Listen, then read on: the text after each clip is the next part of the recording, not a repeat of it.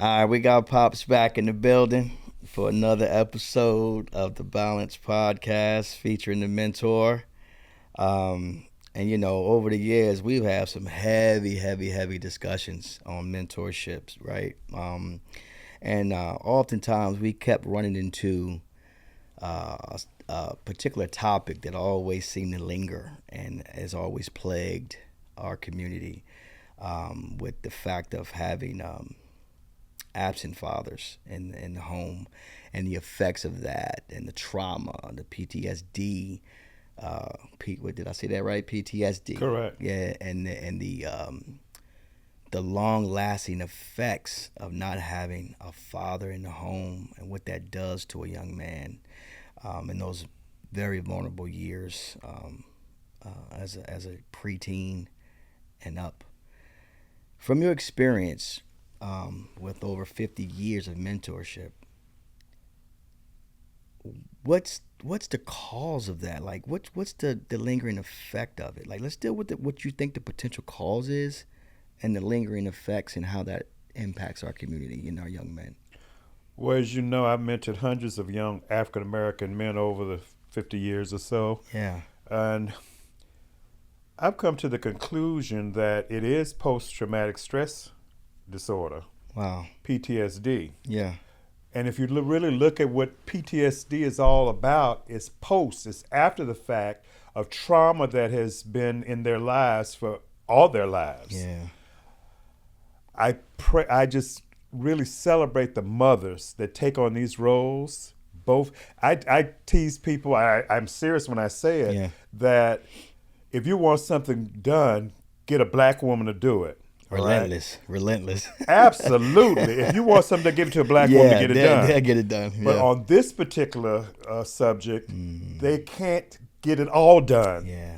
in raising their sons. Yeah. Because these young boys, these young men need a strong male figure in their lives. Yeah. Okay? In many instances, the father has not done well with the mother, so they have friction. Sometimes the mothers don't want the fathers in their sons' lives. Yeah. Okay, Yeah, so that's a big issue. that's something to really consider too. Yeah. I may have some issues with you, how you treated me, but I still want you to be in your son's life. Yeah, let's tap on that. Yeah. That's interesting you said that because Not all mothers now, don't get me wrong. No, nothing's all, right? Yeah, Nothing's nothing's all. But So that happens in many cases. that happens in a lot of cases. Absolutely, it happens in a lot of that cases. I experienced witnessing myself. Yeah. Me, I didn't have that issue, thank God. Yeah. But well, not with my children I'm referring to. Yeah. But oftentimes I do hear about the women having such an emotional I don't know how to phrase this. There's still some emotional damage from the relationship with the fathers Right. that they take it out on what they think they're taking it out on the fathers by not allowing them to see the child. But Yeah. the child is the one suffering. Yeah. Because a lot of women emotionally think they have everything they need to give Right. this young man. But if you look at it, Impossible. in some cases, the mothers didn't have fathers in their lives. That's true. Okay, so true. they didn't see a strong male figure. Yeah. They end up with some men that aren't worthy of them. Yeah. And then they have kids for these men that they're not worthy. And then they're struggling 2 jobs, 3 jobs in some instances to make ends meet. All right? Yeah. And that puts the young boy or the young male in a situation where you're my man. You've got to be my little man. Yeah. Little kids, you got to be my little man. And as they grow up, you the man of the family. And that puts a lot of stress on kids that should be having fun. Yeah, enjoying life from a Enjoying safe life. space. From a safe yes, space. Yes. Yeah, I agree. And when I was dean of students, I attracted a lot of these young men, not even knowing I attracted them, because I wore a suit. Yeah. Or because my wife was on campus too. We were both working on campus. Yep. We walked holding hands. Yep. And years later, they told me that's what connected them, to see a black man wear a suit, Yeah. being professional, And and it- loving up on his wife. And in your mind, you're probably like, man, these are so simple. These are Yeah, I'm saying basic that's things. who we are. That's who I am. Well, that shows you the level of dysfunction Yeah. and the damaged backgrounds that Yeah. a lot of us come from. Because I was one of those young men, right? That got to witness that, and it sparked my desire Yeah. to achieve those things. Right. So what seemed simple to you seemed like worlds away to me. Yeah, absolutely. Right. So, but to piggyback on something you said that I thought was really strong is that, you know, these mothers take this role of father and mother, and ultimately, you know, they're really doing it from a place of love. Absolutely, right? it's a place to love. But yes. but the problem is love, right? But there's an order to it, right? Yeah. When you come together in a union, Yeah. like it should be in a union. And the best, like you asked me, you know, a while back, you know, because I don't mind being transparent for the sake of others, right? So you asked me a while back with my oldest son, with not being, me and his mom didn't stay together, right? And you asked me, I can't remember exactly how you phrased it, but you said something to the effects of, did I think he got all of me? And I was like, no. And you was like, wow, why not? I said, because anytime you bring a child into this world, and for whatever reason you choose not to stay with the parent, that child loses. And you know what's also traumatic? The father will find someone else and have kids. Yeah. And this boy who has not had his father in his life, Yeah. he looks at how the father's treating his new kids. Yeah. So that can be traumatic as well. I'm not good enough, or why doesn't he love me? Why didn't he want to spend time with me? Yeah. So all that's going on. Plus moms have her frustrations, and sometimes the kid is taking on those frustrations and stressors. Yeah. And they're just, it's traumatic. It's traumatic, It very absolutely traumatic. is traumatic. For me, and you're absolutely correct. And I think, because I think there are still healthy ways to parent a child in a Yes. two-family household, right? Yes. So I made it my point, and some think I overextended myself in certain areas, because I wanted to make sure my son, or any of my, I guess, how do you phrase that? Outside children? They're all my children. They all were. How do you phrase that? I don't like the term Yeah, but I mean, outside but what's children, I guess what's the term so people understand what I'm saying? So I had 3 children before I met my wife, right? Right. And 2 after. So I'm referring to the children that I had Yeah. prior to getting married, where me and their mothers did not make it for whatever reason. Okay. I tried to overextend myself in efforts to make sure that no one could replace me, 1. Okay. 2, that I knew that the child was going to go without something. Okay. Because you're not there every day. And Yeah. I've been in their lives all their lives, but that's not enough. No, it's not. When you break the foundation of it. Right. So what some men have to learn is, as some situations are so uncomfortable, women make it and men make it extremely uncomfortable when they make it about them. So it's important, like what made me and my wife and their mothers work. We always chose to put the children first. Yeah. Well, that's what you have to do. Yes, you got to do that, bro. You got to get out of your emotions, forget about y'all arguments, Yeah. and so I was so happy when every one of my children's moms got married, Yeah. right? Not because of, necessarily happy for them, but I'm happy for the balanced like life that could be perceived as being Yeah. functional. Yeah. Just a normal. So when you move too fast, and this is the spiritual element of it that I had to learn. When you go out there and you chase your physical desires, and you don't think about the children you could potentially bring into the world, they suffer, bro. I don't care how much you think you Yeah. love this person. If you're not dedicated to staying with this woman, Yeah. stay away from it sexually. But I want us to be able to educate our young ladies, Yeah, because women tend to look at the emotional, the men looks at the physical. no doubt. So he has no connection but the physical, where the emotional comes up, and then a pregnancy is involved. Yeah. He's physical, so he's moving on to the next person. Yeah. But she's still holding that grudge or that love for that man who was Yeah. not good for her. Now hold on. Now I don't want to just poo-poo on the men like that. There's some men, right, who like I'll say for me specifically. I'll speak for me, but I know of many brothers like this. Yeah. Our real desires was never to hurt the women. My real desire was never to. No, I just want It's to. not about your desire, it's what actually happens. I know, but what I'm Okay. but intent matters, because oftentimes men get categorized as dogs. Okay, Not all. no, Of I'm course saying, not all. I'm saying, Yeah, but yeah. let's Now, that's. there are some dogs. But I'm saying Yeah. most of the time, women will categorize as a failed relationship based on the man appearing to be like a dog. And what a lot of people don't try to figure out is why. So what I'm saying is the only reason we're getting off on this tangent here is because this leads right back into the experience of the absent father. Yeah. Growing up with just a mother who's only emotional, who could only teach the man how to think with his emotions. But when you say the absent father, some fathers are absent and they're in the household. This All is right? true. That's a whole nother layer. You know, that's Yeah. a whole nother thing. Yeah. I was at a men's ministry and we had about 8 people around the table and fatherhood came about. And to see some of these guys my age, That's a I'm good 71 point. now. Yeah. I mean, I still had some issues with my father. Yeah. And all the guys around the table were having issues with their fathers after all these years. Now hold on, you're gonna have to, because this is gonna be critical, because I've heard brothers say this before. What do you mean? Like he's in the house but he's not present? He And was what do of you the mean? generation where I put food on the table, Yeah. you have a roof over your head, and you have clothes. Yup. That was his mentality. He worked, he came home.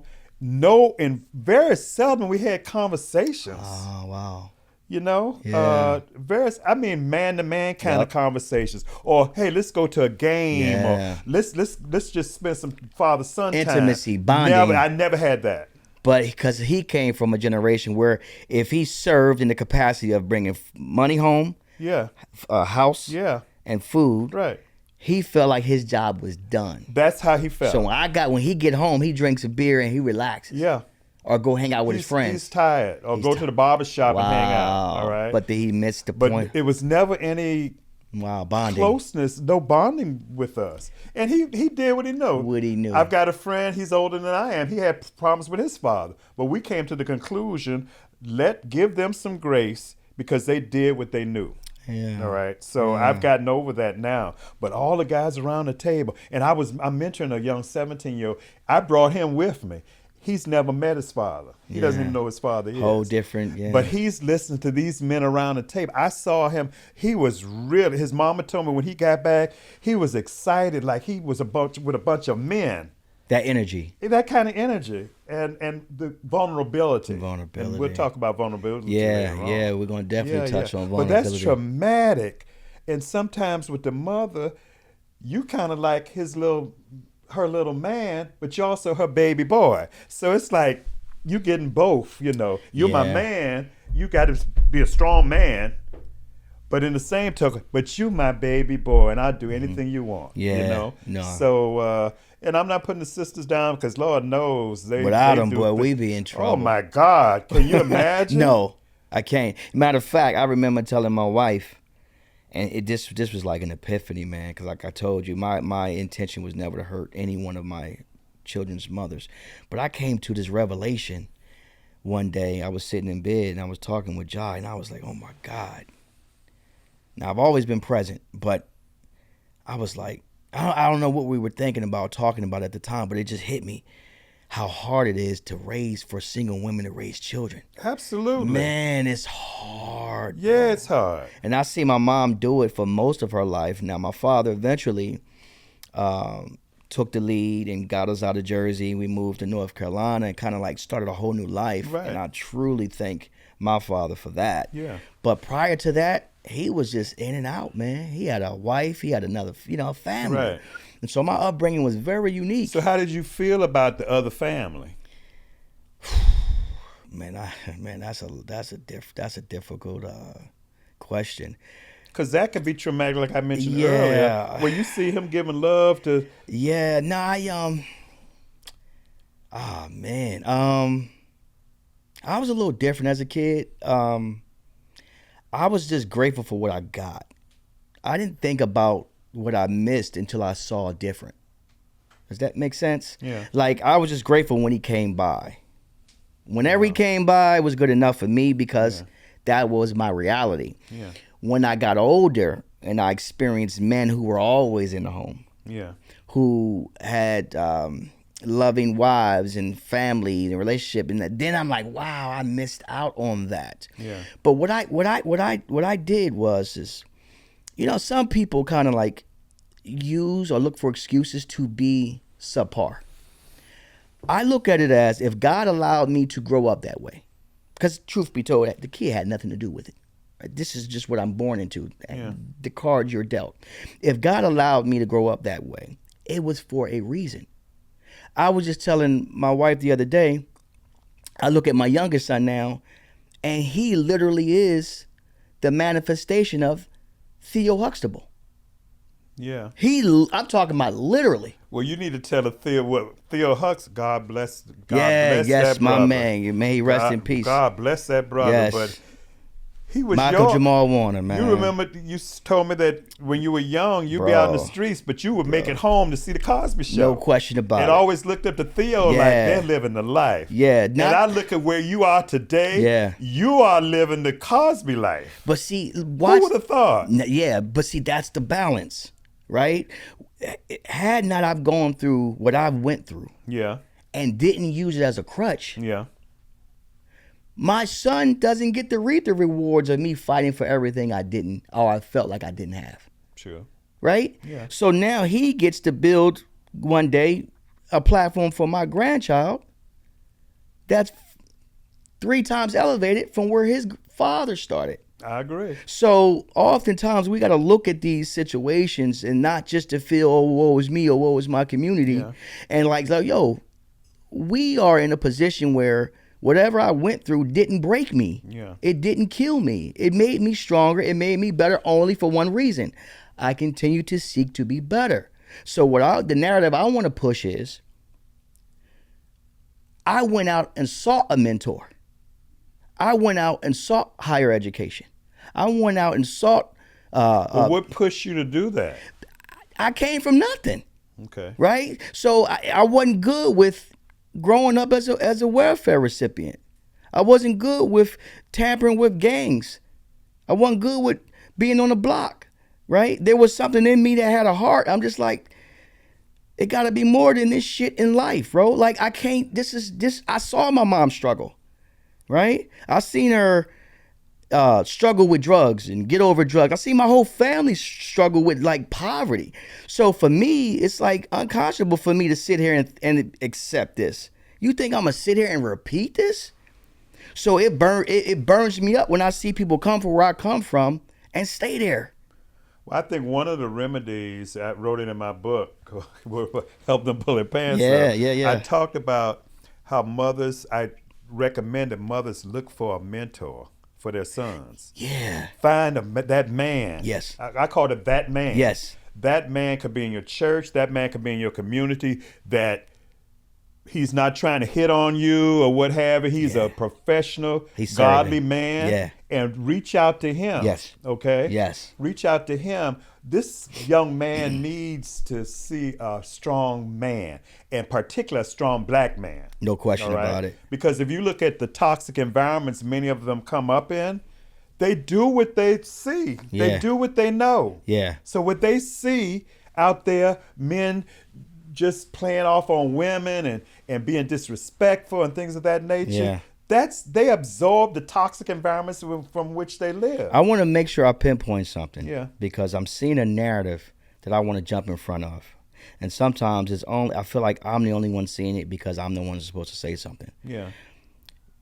You said they should seek out and find a mentor, or the mothers, and be mindful of it, especially a black one. Yeah. I say find any damn mentor you can find. Okay. Well. Anyone who's willing.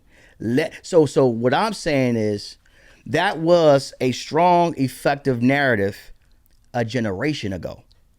In today's generation, right? So now hear me out, because I know you come from a different generation. Just hear me out. I got you on this All right, one. cool. Come cool. on with it. What I'm saying is, I look for what I call God factors in life, Okay. where God steps in and says, I'm going to provide the outlet, the resources. You have to be willing. Okay. So when we get blinders on, it got to look this way. He got to speak this way. He got to be from our community. Yo, listen, bro. You don't come from shit. You ain't in position to tell somebody what they should or should not have to help you. All you need to be in a place of willing, and another man on the other end needs to be in a place of willing and help you. I understand that, but why I focus on the black man as a mentor, the black man understands the black man's struggle. Okay. Right? To what degree? Other people don't understand the struggle that we have been through, and particularly if our sons are going to go through the same thing. All right. All right, so we understand we're preparing them for life. It's not a privileged life. Right. So we about to have an interesting dialogue, and I really look forward to the comments to the comment section for this. Are the mentees looking for someone that identifies with their struggle, or should the mentees be looking for somebody to identify with some damn resources and help? So in other words, I can go have a conversation in a barbershop with a whole bunch of brothers. Yeah. And we can all talk about the same stuff, because a lot of us have similar stories. All right. And there's probably not one brother in that barbershop that could potentially help take me exactly where I want to go. Well, tell me so this. I don't care about... See, I guess maybe I have an evolved mindset in this area. All right. You come from a different generation where... But I came from the generation that mentored you. That's my point, though. Yeah. But that's my point. Okay. So here's the beauty in what we're saying. Both can be true. Right. The problem comes in is, oftentimes, and you got to admit this. All right. Most brothers from your generation believe there's only one way. And what's the only one way? The way you're describing. Okay. So when a brother that you mentored says to you, I'm with you. But let's not focus on that. That's where you come from. I still so say so that we have to evolve in that. We understand the struggle more. But the struggle is not what needs to be identified. The struggle is, like, these kids know struggle. So a dude who's been successful in life can look at a dude and see he comes from struggle, even if he doesn't understand the struggle. But what he has is resources, concepts, ideas, thoughts that can help him without being a part of the struggle. Tell me this, before we met. Yeah.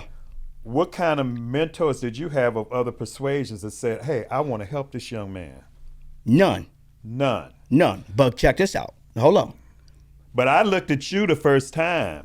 Right. Walking down those stairs. Yes. And I saw something that I said, I'm going to really seek this brother out. Yes. Okay? Because I know his struggle, and I saw you trying. Yes. So you didn't just come to me and say, please be my mentor. No, not at all. It was organic. It was very organic. Correct. Because I saw you as a young brother that I want to make sure he is successful in life. Exactly. Regardless of his circumstances. And you did what you were intentionally trying to do. Exactly. So people like you will always have a role. I'm speaking to the mentee. So in other words, you came from the perspective of a mentor.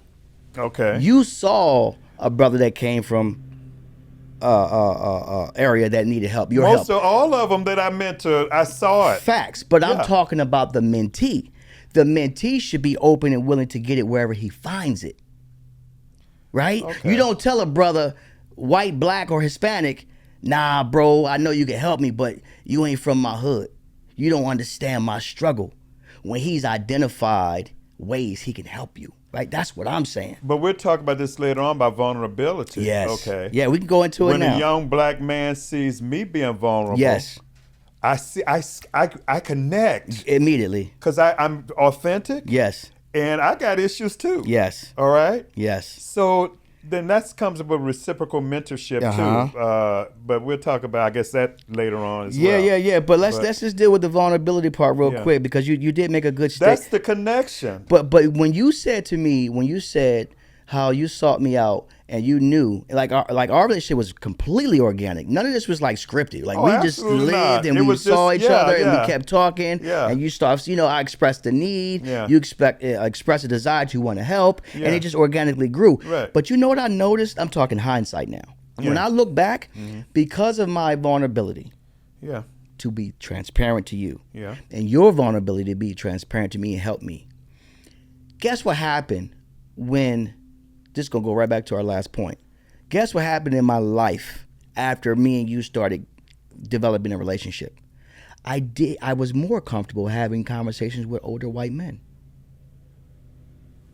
See, when you're coming from a place where you lack certain interactions with male figures, it's male figures, period. Okay, well, you're making sense Right? there. So I had to learn how to just, You're making sense. you know what I'm saying? Because some white guys probably be better than black guys oh want to yeah, do it. depending Okay. on because Yeah, but see, yeah. like you said, I'm looking at from my generation, From your and your the life. people, and I've touched many lives, as you well know, For sure. and been very effective Yup, at it. very effective. Because of my belief in the cause Yeah. of uplifting our people. Yep. All right. Yep. Our people. Yes. Our young men. Yep. Our young men that may not dress the right way or don't speak the right way. Yeah. Well, I was able to look through all of that. Yes. And go to your heart. Yep. All right. So No, and that's beautiful yeah, because but I understand your perspective as a mentee. Yeah, because I Yeah. have to take what my mentor gave me Yeah. and I have to now build on that with the education that I have, Yeah. with the exposure that I have.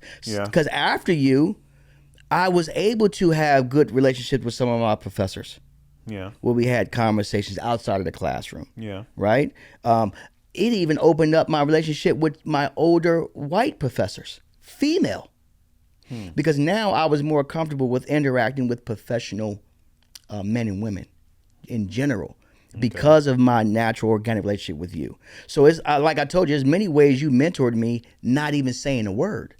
It's just the way you carried yourself. I just had to witness, like we talked about, exposure. Like once you take a kid out of the hood, man, Absolutely. and give them an opportunity. This is what I don't like when people like blanket statement about young black men. Yeah. Like that's the most ignorant thing possible. Yeah. You could put anybody in a community in a certain habitat, and they're just become products of the environment.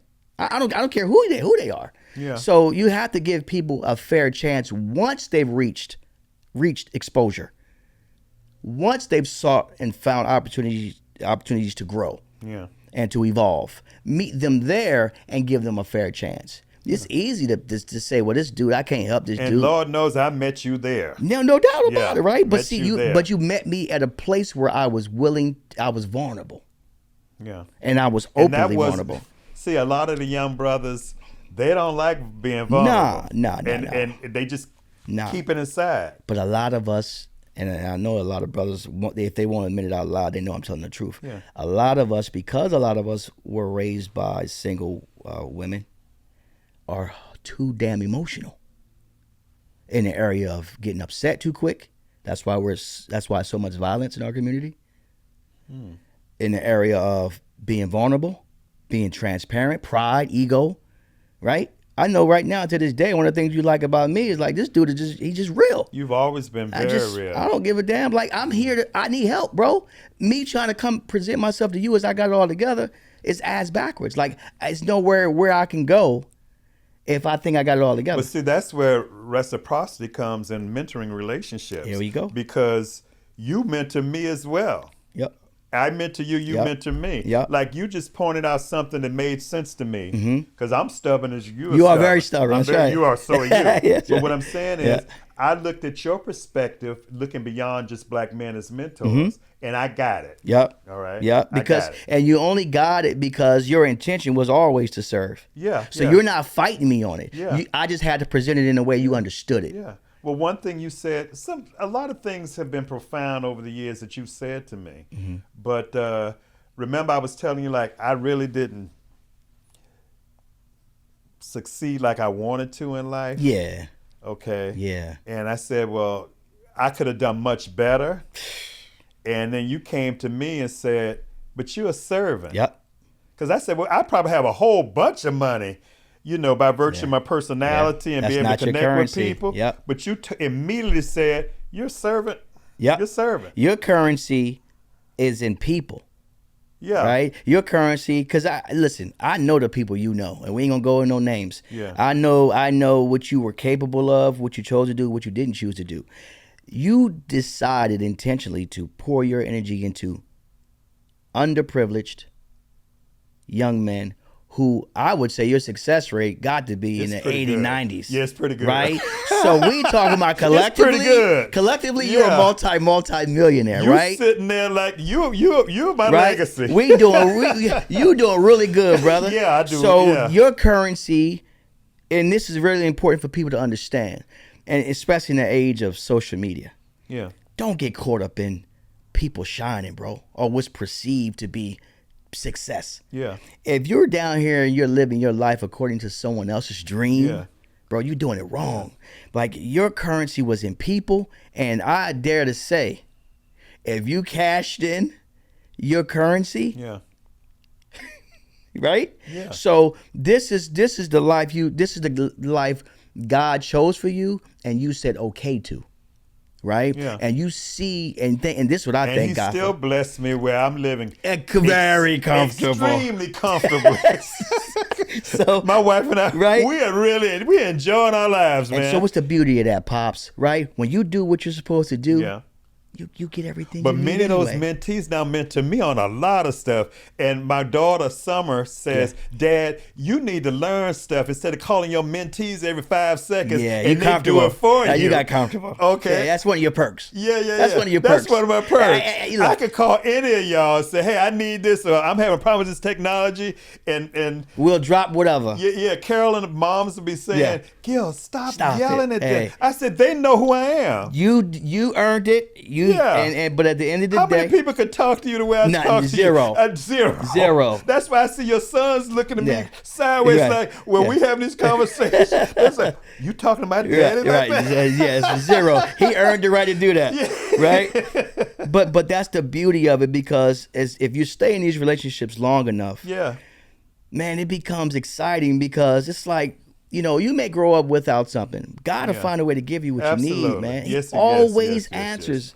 Always answers. And you know what? He's blessed me with a good woman to put up with all these mentees over the years. All right. She has to be equally, if not stronger. From bringing a convicted felon in our home. Yeah, all right. And now he's a lawyer. Right? Success rate, brother. Come on, brother. Success rate. Look at that look at that currency, bro. Like, listen, I love that, man. So one of the other important things we need to focus on is like kind of like what's the word we said? We want to be vulnerable from a place of a mentor and a mentee. Yeah. But the reciprocity of it, like it was important for me to find ways intentionally to serve you back. Yeah. And you always said, and I want to make sure people know this, Yeah.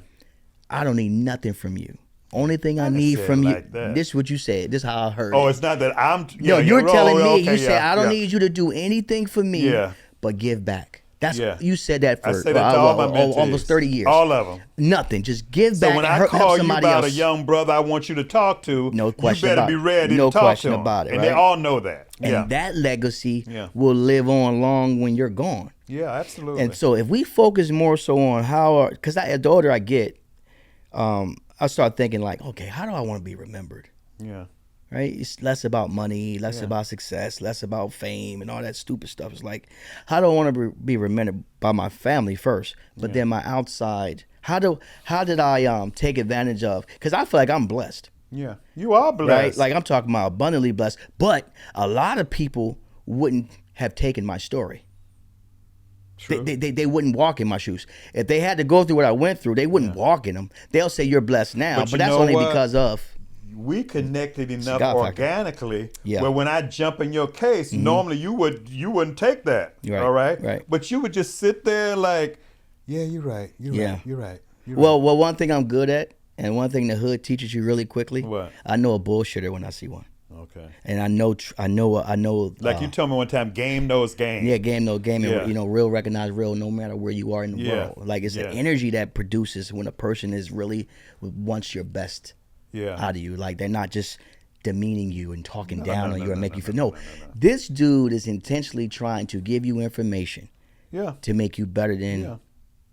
you are or who you Yeah. think you are. But that's why young men have to be what I call willing vessels. Mm-hmm. You got to be willing to kind of take this on, Yes. and get in this relationship. Okay, Yes. some people, I don't trust anyone and this and that. Yeah. But if you give the right people the time, organically, there will be a connection. And one key word I know we wanted to touch on is authenticity. Like, come to the table authentic. Oh, yeah, right? yeah, Like, yeah. put your, don't scare your mentors off. Like, don't give them everything at once. Yeah. But be authentic. Like, look, put your problems on the table. But when the mentor puts his stuff on the table, Yeah. that opens it up. Because you're not alone. Wow. Yeah, you're not you alone. mean you had Yup. this kind of yeah. Yup.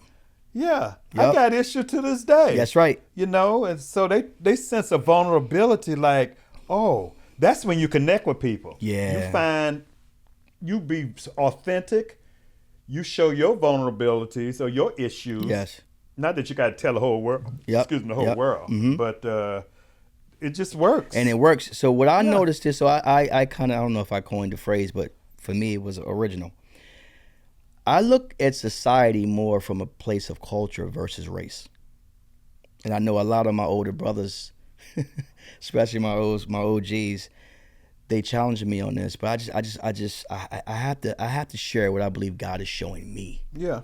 That doesn't undo what others have witnessed and gone through. I believe in culture compatibility more than I do in race. Let me tell you what I mean. I know. Yeah, I know. Let me break it down. Yeah.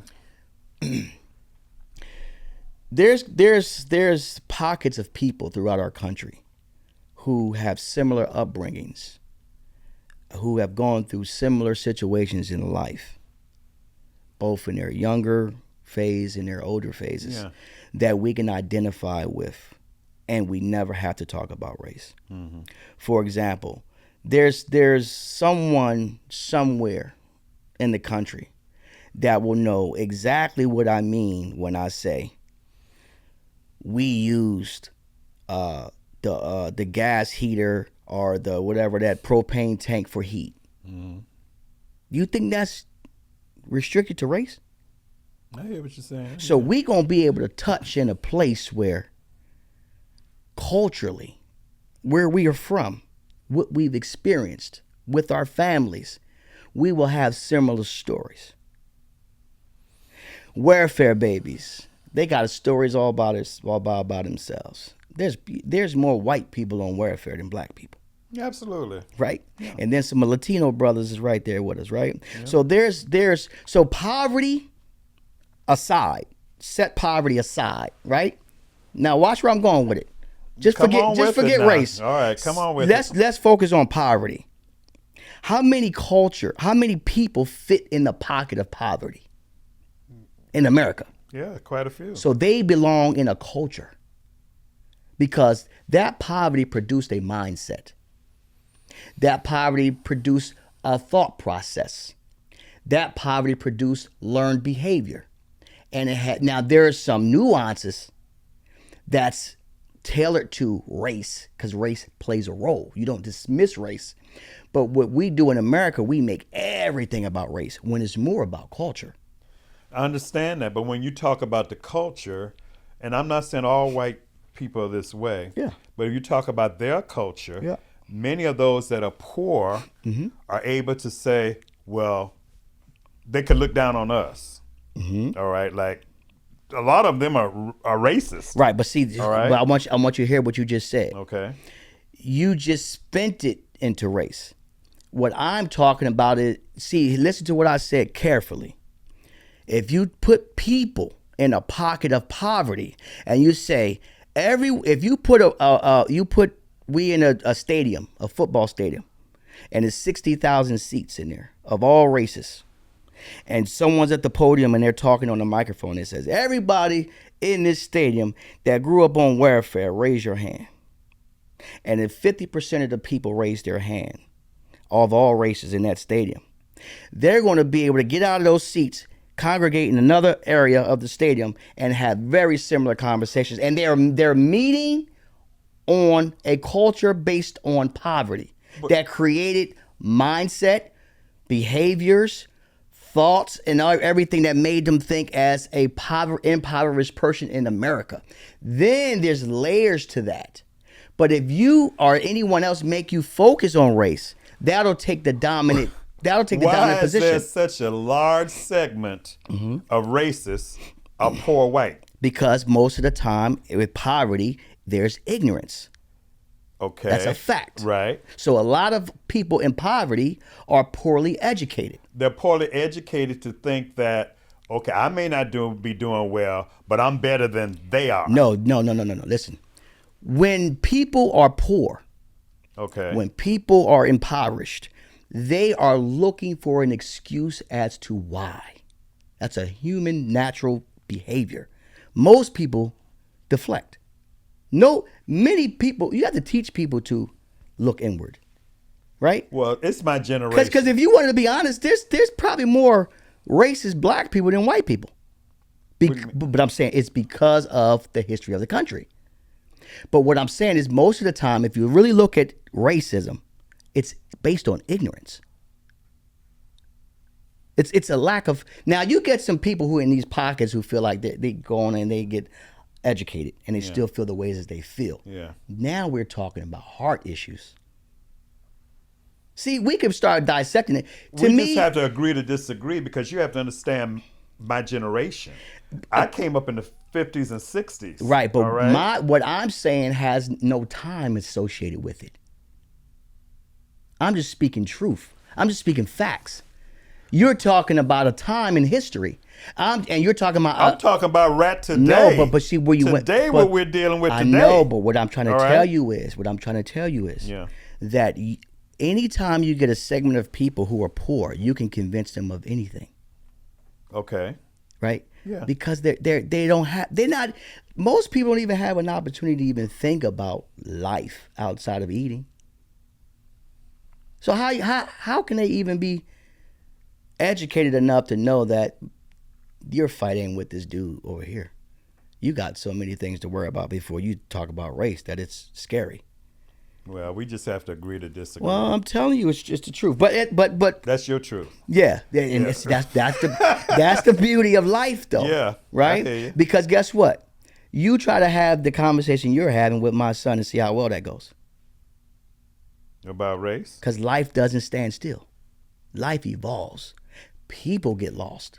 Okay. So that was good. It's the truth. That was good there. Okay. My son Deuce has a friend of every damn race. He could care less because I taught him how to look at the character of the person.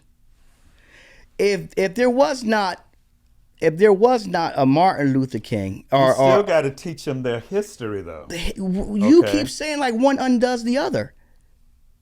Both can be true. There are racists. There are people who look down on other races. That's true. What I'm saying, I'm trying to identify why. I've been trying to work with, though, we're teaching our kids to love one another, right, and be respectful. Yeah. And we are the world. Yeah. But on the other side, they're teaching their kids at an early age something. Now listen what you did. Totally different. Now listen to what you did. I'm going back to race. You're going back to race. Yeah. Because that's learned behavior. Your dad probably talked like that. Oh, big time. Okay. Yeah. So what I'm saying is, at a certain point in your evolution, you chose to be comfortable with the narrative. And you built your life based on that narrative.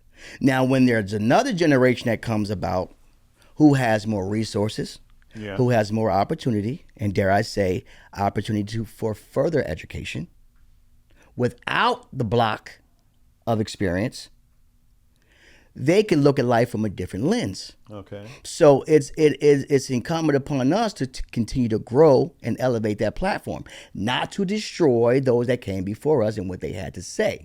But I cannot afford to get stuck on 60s, 50s, 70s mentality. Well, I have let's to talk about build on it. 2025 mentality, Right. where you've got. And I know we're going on a tangent, but let it flow. We need to get let back it flow. to Let mentorship. it let it but flow. I'm just saying, while you've got the young man that was just recently killed, Yep. Charlie Kirk. Yep. They're starting going. His movement is going to campuses. Yes. Young campuses to teach this hatred and this disrespect. Mm-hmm. Okay, so what do we have to counter in 2025? Yes. What they're being taught at a very early age. Yes. Okay. Yep. So what do we do now? All right. I'm We just like love one another and we shall I'm overcome. gonna give you an answer. I'm sounding like Black Power, but anyway. I get your perspective, but I'm gonna we give need you Black Power. I'm gonna give you an answer that's gonna make a lot of people uncomfortable. Okay. But the answer is gonna be based off who they say that they were. What do you mean? How many non-believing black people do you know? Believing In God, a higher power, regardless of what you want to. How many? How many non-believers do you know on a percentage base? Maybe about 20%. You know that many non-believers? Yeah. That's a lot. Because Okay. I deal with a lot of folks. Okay, cool. So let's say 80% of the black people you I know. won't say they're non-believers in That's high. God. They're just non-believers in church. Yeah, I'm talking about God. Okay, That well, God exists. Well, right? okay, maybe about 8 to 10%. Right, because I don't equal church and God. Okay, I don't, I get that, but yeah, I know as a that. believer in a higher power, on a Okay. percentage base, how many black people you know that believe God does not exist? About 10%. Okay, so 90% of the people you know that are African American They believe in believe God. in a higher power of some sort. Yes. Right. Yes. So when you tell me, now this is my perspective, okay? When you tell me what do we do when you got a whole regime of people now spewing hate and they're basing it on this person, right? Who's Charlie Kirk, whatever it is. You have one thing to do that's necessary. That's to continue to love. But here's the one thing that's going to make people really uncomfortable. If love is not enough, here's the one thing you have to be also comfortable with. Letting people have a damn opinion. Why do we care so much about a group of people having an opinion? Well, that's what it is today. But who gives a damn?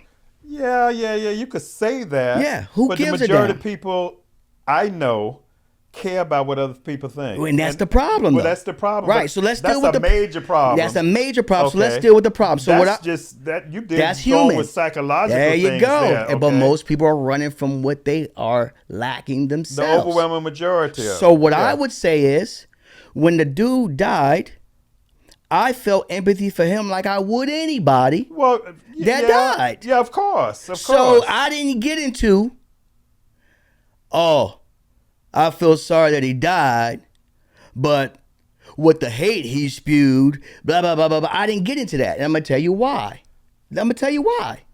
Here's how I look at life. It's really not difficult. What can I say today that won't add to the chaos that already exists?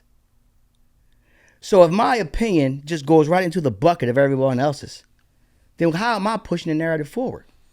So here's what I say.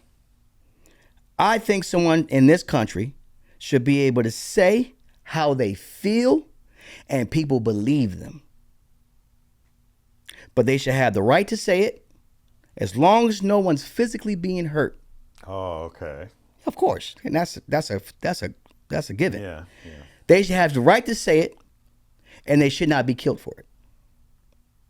Now, I don't believe in anybody getting killed. Okay, I'm not. But what I'm saying is, when another group says, well, this person got killed such and such, and because they were out there, like what's the guy named the brother that got killed, and they said, well, he was on drugs and all this and all that. What was that brother's name?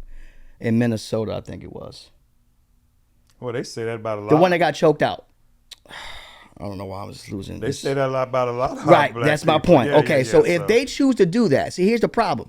When people do that, because there's black and white people do that, Hispanic people, when they do that, you don't have to then say when it happens on their side, well, when the black dude died, he was on drugs and everything. He deserved to die. We don't have to get in that energy.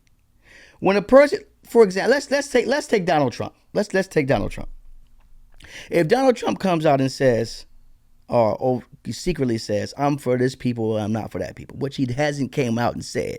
But if most people say the way he's moving, his actions benefits this group over this group, right? Absolutely. Okay, let's just say that's a fact.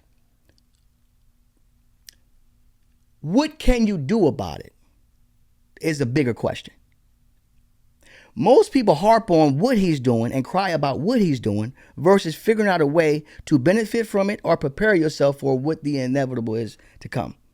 Like, I don't spend my energy on trying to change hearts in that regard. I spend my energy on trying to be a better person myself. And as I see life, I share my experiences with others. And people will tell you who they are. So if they're going to move in hate, that don't mean we give them equal energy, whoever they are. That's just how I look at life. Well, we look at you look at it differently. You think the arguing back and forth is going to I'm evolve. not talking about the arguing back and forth, but I'm saying we're always the ones saying, "Okay, I'll give you grace." Why you say that? Centuries. No. Stuff that has been done to our people over centuries, and we're just supposed to take it. Anything happens, blame a black man. Anything happens, they do it all the time. They just did a recent. I'm trying to think what something it was something about a black man, and it wasn't a black man. Yeah. I forget, but it's almost like we're the whipping boy. Because we say, okay, well, I'll give you grace on this one. And I'm not talking about fight. I'm not talking about violence, but we have to somehow come with some kind of something where we can combat that. And I'm talking about our youth. You know, we're talking about kumbaya to our youth, but the other side not doing that. So our youth just kumbayaing and basically saying, okay, I give you grace. But over centuries, we've been given grace. And it keeps coming because we keep taking it. So anyway. But let's get to mentorship, man. Let's talk about mentorship. This matters. Mentorship because right now we're teaching each other. We're learning from one another. Yeah. This is mentorship. Yeah. Like when we get on this podcast and we talk, we have an agenda, we have a purpose, we have an intent. Yeah. But what I want people to see is an organic conversation, even sometimes can get uncomfortable. Yeah. God can come through and truth can be spilled that others might hear. I agree with that. So we just gonna go with the flow. All right. We've always gone with the flow. That's what we do, right? Yeah, but I thought we wanted to be focused. You know, you and I'll be all over the place. I'm okay with it, man, because I'm okay with the uncomfortable conversations because I want to see this world in a better place before I leave here. Yeah. And I'm not saying perfect, but I want to push the narrative forward, and I think uncomfortable conversations like this is what's going to do it. But I think back when I was about 7 or 8 years old, going to a colored only water fountain. Yes, sir. And I made mention of that to my mother. And my mother said it'd be better in your lifetime. Yeah. Okay. Yeah. And was it? No. It was, sir. It was. No, just saying it's better than what I went through, but it's not good enough. On the same playing field. Here's the beauty. But Pops, here's the beauty. Now listen. Every question I ask you, just make me one promise. Good. Try to view it from a higher perspective. Just try. When I ask you, was it better? You immediately said no, but you know that's not true. The same issues. Okay, I'm not going to a colored water fountain anymore. No, listen. But the same Pops, issue of racism is prevalent today as it was back in the 60s. But listen to me. Nothing changes overnight. But the question I'm is, 71 years old. I was 8 then. And you telling me it's not better? It's not like it should be where it's okay, equal. So it's listen, equality. Right, check this out now. What you said is a beautiful thing. I know it's I just beautiful. want you to understand what you're saying. You're saying it's better, but you still don't feel equal. No, the equality is still not there. Listen to me. Is that what you're saying? It's not even for my daughter. Okay, listen. I'm just praying it happen with my granddaughter. Hold on. See, don't get emotional. I'm not getting emotional. Let's just walk. What? Are you saying it's better, but you don't feel it's equal? I just want to make sure. Yes, that's what I'm saying. Okay, so what I'm saying is let's build on the better. Let's build. Okay, here's the platform. Okay, your mom, my father, your father, they built a platform, right? And we stood on top of it and we built. You built the platform. Yeah. I'm standing on top of it. Intentionally built a platform where sometimes I was criticized by saying, Gil, you tend to only help the black kids. And I said, I'm unapologetic about that. Well, that's probably your calling. That is my calling. So there's nothing wrong with that. Yeah, and you should be unapologetic with that. Yeah. But I'm talking about your generation all come by y'all now. Y'all haven't gone through the real struggles. Well, see that's the beauty. Yeah, that's the beauty. But we need. Right? Well, you think you can handle what Jesus went through? Of course not. So then he had to come before you. Yeah. Right. So what are you saying? That's the progress. That's how life goes. We have to evolve as humans. Yeah, but you're talking about evolving as cute, and we still going through the hatred.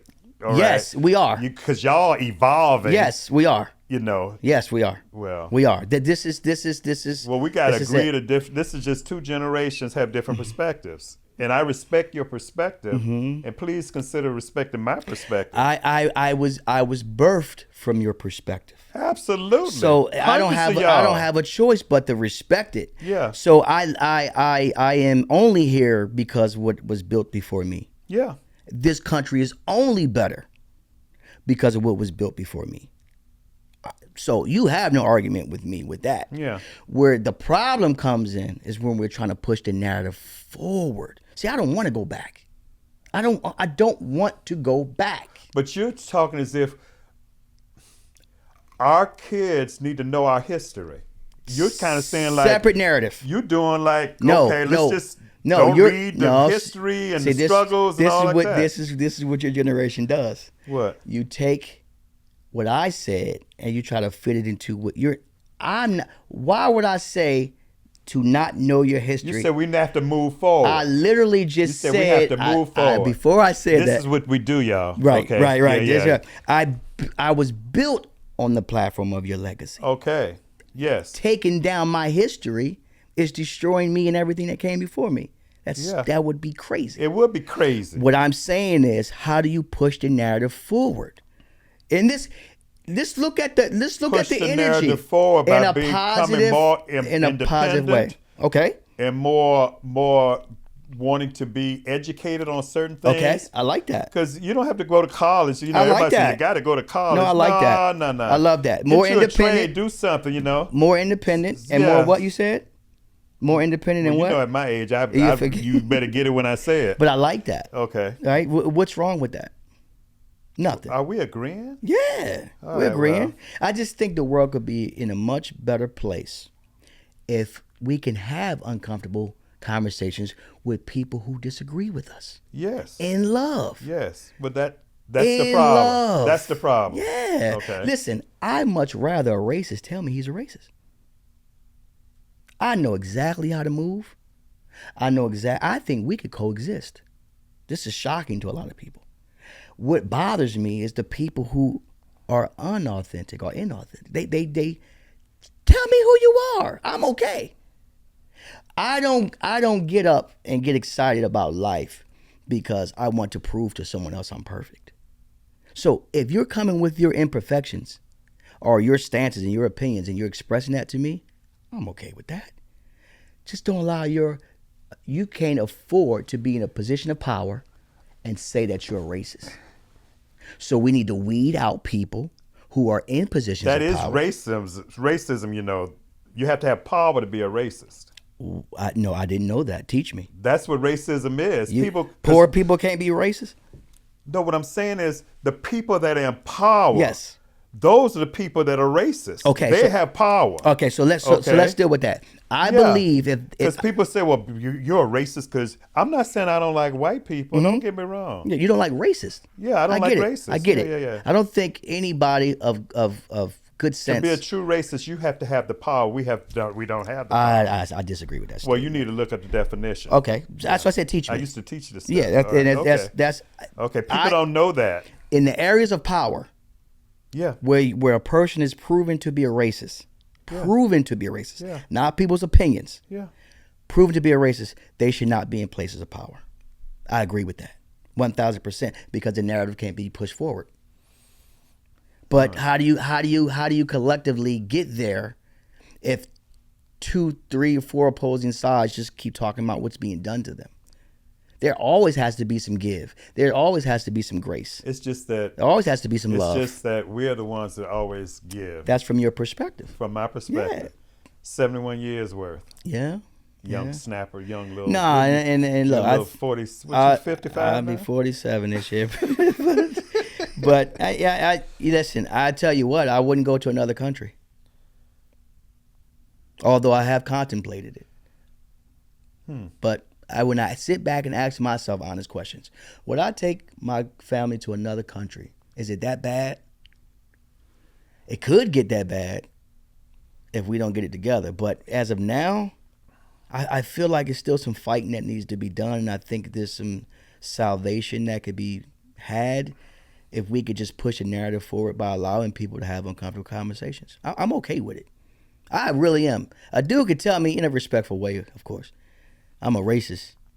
And I'm like, all right, that's cool, bro. Would you mind or would you care having a conversation about that? And if he says, I'm definitely open to it, man, that would be fun for me. You know who you're similar to? Ryan Clark, man. Just Ryan, yes, my boy, I like Ryan yeah, Clark. well, y'all are similar. It's just Yeah. dawning How on me. else? How else do we get better? Yeah, Right? If I just punch you in the face and you punch me back, yeah, and until someone gets knocked out, what did we solve? yeah. But you just don't want to be taking the punches all the time. Oh, I totally agree with that. That's why I said dialogue, good conversations. We got to put our emotions to the side and have conversations. That's all I'm saying. I ain't saying get out and walk and protest and march. Those things have their effectiveness in certain areas. But for me personally, if you're a Christian, this person's a Muslim, you should be able to sit down and have a conversation. Believers in the higher power. And I have had those conversations. Yeah, every healthy believer should Yeah. be able to have that. Yeah, yeah, if yeah. you're a white man and I'm a black man and we should be able to sit down. Hey, so what happened to the man in manhood?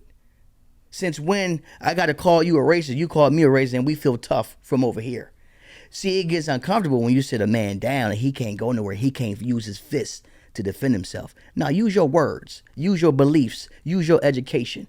Talk to me. Let's have an intelligent conversation about your raw emotions, about why you hate people that look like me, and give me the opportunity to show you that you're dealing with something outside of me. It's inside of you. I can prove that to people. I try to, at least, in love, in a respectful way. And I think that dude, what's it, Charlie Kirk? You talk your stuff, homeboy. Yeah, talk it. Why are we so offended? That's his opinion. When he starts stating facts and you oppose the facts, then you get a good conversation. Because he's just spewing crap. But let him talk. So what? We live in a world today where I created a podcast, brought my own studio cameras, and I'm talking to the world about whatever I want to talk to them about. Now, my intention is to bring the world together. Okay. Produce content that's going to positively impact the world. I'm not thinking about this is only for black people. I'm not thinking about, this ain't for no white kid. This is for whoever is seeking to become a better person that God puts on your heart and leads you to this podcast. You will be forever changed. And like you said, we're just two different generations. Yeah, and that's beautiful. yeah. And that's beautiful because I wouldn't be here without you. Yeah. Well, you've taught me a lot. You taught me a lot too. But we got to keep going forward. Yeah. So how does History does repeat itself, okay? it can? It can. Does it have the possibility of not? We have to make sure it does not. There you go. I'm But we have moving to on know that the energy. history to make sure it doesn't happen Totally again. agree. Oh, Totally you agree. agreeing with that? Absolutely. Okay. I think that's a fact. All right, Mr. Kumbaya. You got to know the history. Yes, sir. When I say I believe in God, I believe in God. Okay. Therefore, God comes and spirituality comes before my race. There's a lot of people that argue about that. Race doesn't come before my spirituality. No, it shouldn't. Well, there's a lot of people that beg to differ. I'm not one of those people. Okay. So I'm just speaking from a place of higher consciousness, where I lose a lot of people at, and I'm just as flawed as many. So I just feel like we all should be able to have at least a conversation. A lot of arguments don't even need to happen, All right. unless you're a coward. Then I can see the complaining and bitching and complaining. I mean, listen, then you could just stay over behind your mic. That dude went out in the public and said it. That's a strong believer. And opened the mic for people to express themselves. I actually liked the platform. Didn't agree with a lot of what he said, but I understood his position. Like I understand yours. I think we're sitting here, we're having an intelligent conversation, expressing ourselves, and I think someone's going to learn from this. Well, I would hope they would. As it relates to mentorship, I don't think you can become an effective mentor and not be able to have these conversations with your mentee. And I've learned to listen more. You talk to Carol, and I need to listen even more. Mm-hmm. But I tend to listen to these guys instead of just. I have a Shutting tendency them down. of just Teaching and throwing. Teaching, but then I'm learning to listen more. Yep. And sometimes when I'm talking to them, they say, "Are you still there?" And I'm saying, "I'm listening to what you're saying." Intentionally, we ain't used to that. But it's cool though. Yeah, as I'm getting older. Mm-hmm. I listen more. Now, how often does that listening convert to actually change? Change in what perspective? Thought, action. Oh, Both. me listening? Mm-hmm. That has changed my view on a lot of things. Oh, really? Okay. Oh, yeah, just listening like, well, that makes sense. Okay. Like you talked to earlier, Mm-hmm. and I gave you your props. I said, that makes sense. Okay. That's where it stopped, though. Huh? That's exactly where it stopped. I ain't getting no more after that. Yeah. Don't push it. Don't push it. Don't push it. But that's the beauty of life, man. I really enjoy these conversations, man on man. Yeah. And I'm glad you have had the vision to start this podcast, which I think will be very, very successful, very enlightening to a lot of people. Mm-hmm. We've been talking about this for years, not just with you and I, but with other people as well, different perspectives. Yeah, because we all got the same concerns, Oh yeah, we've man. had so many conversations over the years. People are just like me and you. They just are out there. They don't have the platform, or they may not be able to say it quite as eloquently. But what I say to mentors who are somewhat leery of mentoring our young people today, you don't have to be perfect. No.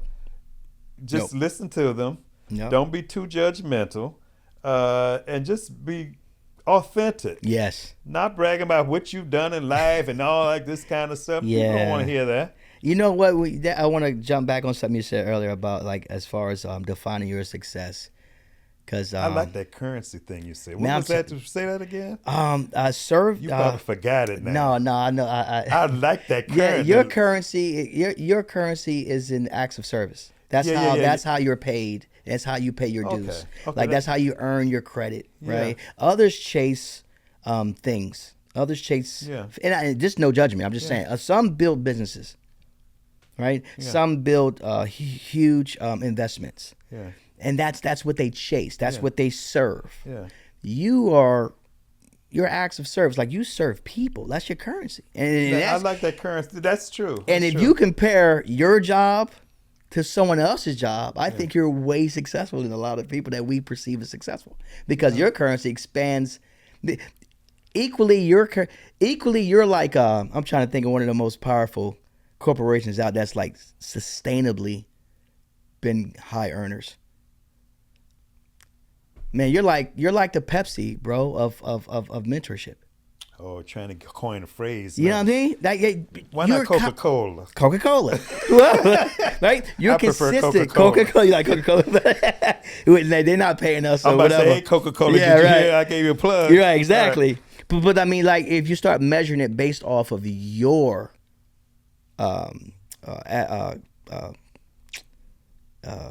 contribution to society. Yeah. And people paid you based on your contribution to society. Yeah. You're filthy rich.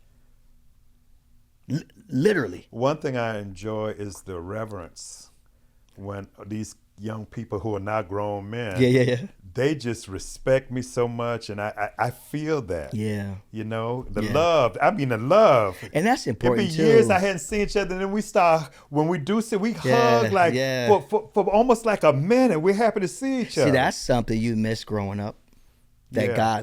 God provided for you. Maybe subconsciously, that's what I've been searching for. That's actually a really good point. Yeah. So you had to be the one. I tell my wife this because I feel like we were both chosen within our family dynamics Yeah. to be the generational curse breakers. Yeah. I think you're one. Oh, I broke the generational I know. curse. I know. Mom's My is wife one. has broken the generational I know curse. she's one. Yeah. But like going back to what you just said, you had to feel that brokenness, that present but absentness, that yearning for further, deeper intimacy Yeah. that you get and give to hundreds of men. Yeah. So oftentimes I tell people this, man. Everyone's comfortable praising Jesus. Not many are willing to carry his cross. But what the heck do you think he was telling you to do? We just get comfortable in praising. Yeah. But nobody want to get in serve for 50 years. Well, tell me this. Why don't you pay me back my $66 You'll that I you'll loaned never you get- like Hey, look. almost 20 years ago? Hey, look, you're getting about $60,000 of coverage right now. So You owe me it $66. evolves. I filled up that big Tahoe. What did you have, a Yukon? But I invested. That's another thing. You had a Yukon. Or what? Oh man, come on, let's hit on that real quick. What? Because no, seriously, you taught me a lot of the areas of finance that you taught me over the years. I ignored and suffered greatly because of it. That's very, very important. I know you said it jokingly, but I suffered greatly. Me and Jai just mentioned this the other day, man. I said, when we first bought this house 10 years ago, boy, time flying. What? Pop y'all said, been man, here 10 don't, years? yeah, 10 years. Pop said, don't fill that house up with furniture, man. Take your time. Yeah. We did the complete opposite. Yeah. And I think back on all the financial advice. So mentees out there, listen, if you got a mentor who's wise enough, who knows enough to help you financially, listen. You want to get on some other things I used to Nah, tell you? I'm good on that one. Nah, I'm good. We'll just stick to this let's one. go back to the white people. Let's blame them for everything. But man, that. I mean, for real, because you've even today when I go to make a purchase, I think about you and I think about my father. How? Because he was very good with his money. How would they handle this? But my mom usually takes over. Because I think about her too. Yeah. Where she's like, man, I want to be happy today. But she suffered for it. Yeah. So there's always an exchange. Yeah. So if you're going to do something, you better ask yourself, will I be okay with this decision in 5 years? And a lot of people get uncomfortable asking that because they want to live today. And I know that feeling very, very well. But most of the time when you advise me not to do something financially and I chose to intentionally ignore it, Yeah. because you shared it consistently, I suffered from it. Not like tragically suffered, but enough to remind myself that next time you better take that into consideration. So But one thing listen to before these we mentors. end, I want to go back Yeah. to. Yeah. I praise our black mothers Amen. and what they do, what they put up with, and they have produced some successful sons. Don't get me wrong. Oh my God, yes. Okay, a whole bunch of successful whole sons. bunch It's just of successful some, sons. unfortunately, Yeah. in some instances, are weak men today. Yeah. Well, quite Because frankly, they look for mama to take care of them. Okay, but that's another story. That's the flip side of it. Yeah. But even in But success, mothers, man. but even in the successful young men or men that women have raised, Yeah.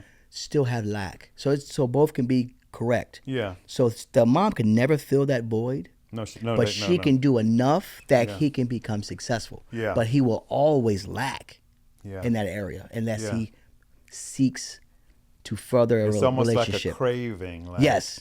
you know. Because God, it's in us. Yeah. I mean, you need two to make one. And you know, a lot of them, even though the fathers weren't there and Yeah. didn't do anything for them, Yeah. from my experience, they still want a relationship with their fathers. Oh man, why They wouldn't you? still want a relationship with them. It's an innate yearning, man. Oh, I want to meet them. I want to Just talk to know. them. Yeah. Why? Yeah. You know, so that's traumatic. It is But very traumatic. We yeah, didn't really yeah. deal a lot with the PTSD stuff, but man, it's a lot of trauma, bro, behind the absent fathers. Because some of the absences, I see it all the time. You know what I noticed? Like a lot of them, the men did try and they got married and the marriages failed. Yeah. And the kids kind of still ended up being raised by a single mother because Yeah. most of the time they end up with the mom, which is Yeah. another good question. Why do they always end up with the mom? Is that just like Not kind too of? many moms gonna leave the babies. That's just how it goes. No, they're not gonna leave the babies. Even no, if it's a boy, right? no. That's just okay. So man, this has been great. It's always great to be with you yeah. and for us to come from Virginia down here. Right. To just break some bread. Well, we hadn't broke any bread. Ain't break no bread yet. But we feeding the people. Just the fact that, you good. You We always feeding the been people, good. brother. You got to give for gab. I'm quick on my feet. You got to Quick on my feet, brother. Man, you know I love you, man. I love you too, man. Yeah. I love you. And as we continue to, God continue to bless us with life. Yeah. We're going to both continue to serve because you've taught me tremendously how to serve. And this is my expression of serving. Okay. Right? Okay. So this is important for me to make sure you have this platform. Yeah. Because you've been so valuable to me that I know others need to hear your voice. Because They I don't never like meet credit. you. I know. deflect. I'll take that part. You just submit to continue to serving. Yeah. I'll put you on a platform so that those who yearn to hear from someone like you who may never meet you can meet you on a digital screen. Absolutely. Right? And so the God factor in this is that what took us 30 plus years to build, others get the benefit for free. Wow. Right? From wherever you are in the world. That's a good point. And if God sees fit for you to benefit from this, That's a good point. so be it. But always be okay with uncomfortable conversations that lead I agree the narrative wholeheartedly. I forward. agree wholeheartedly. Yeah. Yes. So signing And off. both of us, we don't have problems in getting in uncomfortable. Oh no, man! conversations. That's what real men do. Yeah. That's what real men do. They do not run from uncomfortable conversations because it's all about love. Yeah. Right. Even if someone were to say something that sets you off and you feel Like your uncomfortable. Eagles got spanked yesterday. Our Eagles. Our Eagles, okay. Don't leave me when we losing. Oh, when no, we win, don't put yeah, that on me. All right, No. We I'm with lost. you. I'm ride or die. All Okay. right, we go But then. I just know how you just, I'm a little hurt. I'm a little hurt by my Eagles losing, but let's see how 2025 ends, though. Okay, we'll shall It's see. how you end, baby. It's how you end. How you end. Yes, That's sir. right. And to see you like with this beautiful studio, this beautiful home. Yeah. Man, you live in the Cosby life. God No, is you good. live in the Lindsay life. Lindsay life. Yes, sir. God is good, man. God is great. God is great. He is phenomenal. He's phenomenal. good, All right. not good enough. That's a Okay. fact. Yeah. That's a fact, man. Yes, sir. All right, signing off. Love you, Okay, Pops. love you, man. All right, later.